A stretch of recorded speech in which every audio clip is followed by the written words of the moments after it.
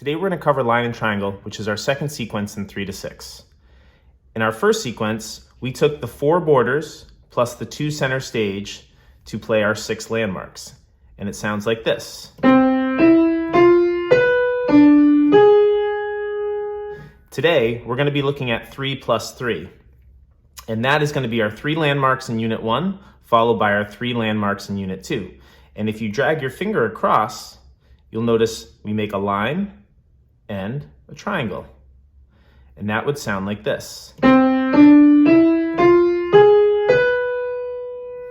of similar. It's the same collection of notes, but once again, we're viewing it through a different lens. Instead of 4 plus 2, that had our borders and center stage, now we have 3 landmarks for our line and 3 landmarks for our triangle, and playing them in that order.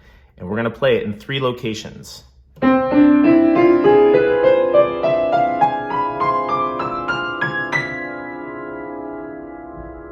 Remember that you can always use one finger for this activity, but I prefer to separate the units using one hand for the notes or landmarks in Unit 1 and use the other hand for the landmarks in Unit 2.